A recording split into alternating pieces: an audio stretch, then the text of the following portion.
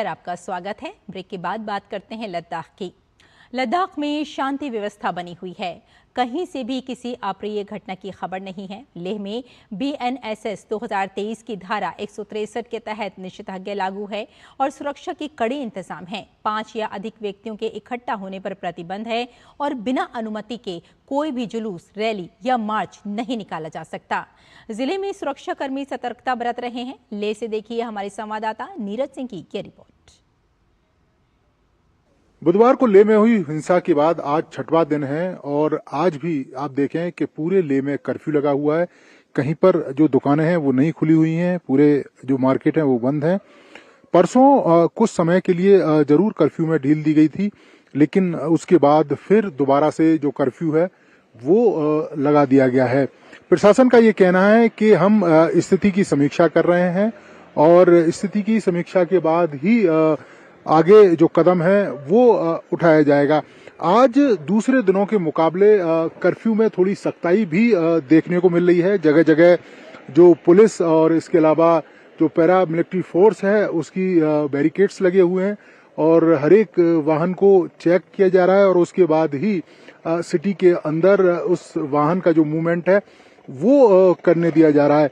इसके साथ साथ ही अगर आप देखें तो मोबाइल जरूर चालू है, लेकिन मोबाइल इंटरनेट अभी भी बंद है। स्कूल कॉलेज बंद है और प्रशासन का ये कहना है कि वो एक बैठक करेगा और उसके बाद ही आगे की जो रणनीति है वो तय की जाएगी कि आखिर कर्फ्यू में ढील दी जाए या ना दी जाए। दूसरी सबसे बड़ी बात है कि मेडिकल स्टोर्स हैं और हॉस्पिटल हैं वो जरूर खुले हुए हैं। ट्रैवलिंग भी सीमित रूप से चालू है। जो लोग स्थानीय लोग हैं उनको पूरी तरीके से देखने के बाद ही उनके वाहनों को अनुमति दी जा रही है। तो आज पिछले कुछ दिनों के मुकाबले जो सख्ताई है वो कर्फ्यू में देखने को मिल रही है।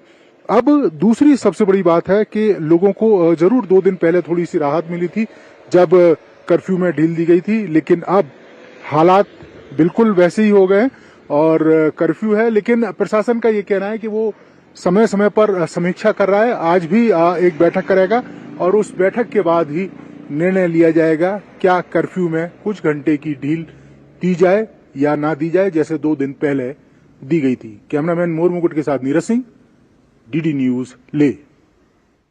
DD न्यूज संवाददाता नीरज सिंह ने लेह हिंसा और उसके बाद पुलिस की कार्यवाही को लेकर लद्दाख के DGP SD सिंह जामवाल से एक्सक्लूसिव बात की। DGP लद्दाख इस समय हमारे साथ हैं। सर, जिस तरह से हिंसा हुई, सोनम वांगचुक का नाम सामने आया, क्या लगता है पाकिस्तान से भी कोई लिंक है उनका? देखिए, ये विषय जो है वो इन्वेस्टिगेशन का है।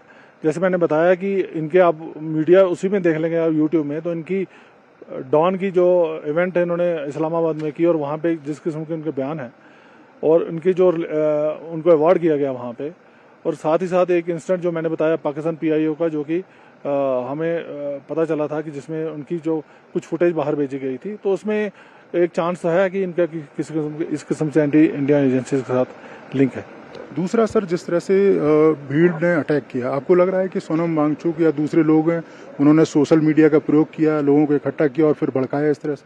सोनम वांगचुक ने, अगर आप उसको पूरा इसकी सीरीज सिलसिलेवार देखें तो उन्होंने लद्दाख के युवकों को इस किस्म से एक टूल के रूप में इस्तेमाल किया अपने पर्सनल एजेंडा के लिए, for his own personal glory. एक प्लेटफॉर्म जो कि LBA का था उसको यूज करके लोगों को वहाँ पे इंटाइज करना, फिर उनको भड़काना, फिर उनको इस किस्म की इंस्टिगेशन वाली बातें करके उनको नज करना कि इस किस्म की एक्टिविटी करें। तो एक सोचा समझा प्लान था। और उनके बाद ये देखिए कि सभी की अपील के बाद उन्होंने अपना जो अनशन है वो नहीं तोड़ा, पर जब भी वायलेंस स्टार्ट हुई, जब उसको पता लगा कि ये वायलेंस हो गई है, इमीडिएटली बगैर किसी के कहे पे उसने अनशन तोड़ के और एम्बुलेंस के में बैठ के वो भाग गया। उसी से पता चलता है कि उसका कोई एम नहीं था लद्दाख मरे जिए जले, उनका कोई नहीं था। क्योंकि अगर आप इतने ही सेल्फ राइटियस लोग हैं तो कम से कम आपको एक बार एक्शन शुरू हो गया या इस किस्म की अनफॉर्चुनेट इंसिडेंट हो जाए तो कम से कम आपकी इतना बनता है आप अपील करें लोगों को शांति के लिए, जो आप ही के कहने पे वहाँ पे आए हैं, उनको उनकी सुरक्षा के लिए उनको एक किस्म का मैसेज दें। उन्होंने ऐसा कुछ नहीं किया और उसमें गाड़ी में बैठ के एम्बुलेंस में और भागे, छुप गए जाके। तो ये जो है ये लोगों के इंटरप्रिटेशन के ऊपर मैं छोड़ता हूँ। अच्छा, कितनी FIR टोटल हुई है, कितने लोग अरेस्ट हैं इस पूरे? देखिए, मेन FIR एक ही है, उसमें सारे इंसिडेंट कवर्ड है पर अभी तक 44 लोग अरेस्टेड हैं। बिकॉज ये नंबर चेंज होता है, हम जानबूझ के किसी को अरेस्ट नहीं करते, ना डिटेन करते हैं। जैसे जैसे मेरी इंस्ट्रक्शन है सबको कि जो लोग पकड़े गए हैं उनको इन्वेस्टिगेशन कीजिए, अगर आपको लगता है कि उनकी इन्वॉल्वमेंट नहीं है उसको इमीडिएटली हम छोड़ देते हैं। अच्छा, दूसरा एनएसए के तहत डिटेन किया गया, अरेस्ट नहीं किया गया अभी। It is called detention, preventive detention होती है जी। दूसरा सर, अगर आप यहाँ देखें कि जो कर्फ्यू है और पिछले 2-3 दिनों से जिस तरह के हालात बने हुए हैं, लोगों को परेशानी भी हो रही है, जरूरत की चीजें भी नहीं मिल रही, आने वाले समय में आपको लगता है कि पूरी तरीके से नॉर्मल सी आएगी यहाँ? मैं तो लद्दाख के लोगों का जो स्वभाव जानता हूँ, लद्दाख के लोग बिल्कुल प्लेन है। मेरे हिसाब से तो नॉर्मल आज ही हो जानी चाहिए अगर लोग में इतना वो है। पर क्योंकि हम एक कैलिब्रेटेड तरीके से इसको करते हैं, हम नहीं चाहते कि फिर इस किस्म से कोई ऐसी हिंसा की या ऐसी लॉ एंड ऑर्डर की सिचुएशन बने, तो हम इसको कैलिब्रेटेड तरीके से डील करेंगे। चलिए, धन्यवाद। तो ये थे हमारे साथ लद्दाख के डीजीपी, जिनका ये कहना है कि लद्दाख और जो लेह है वो धीरे धीरे लेह सामान्य जो जनजीवन है उसकी ओर लौटेगा।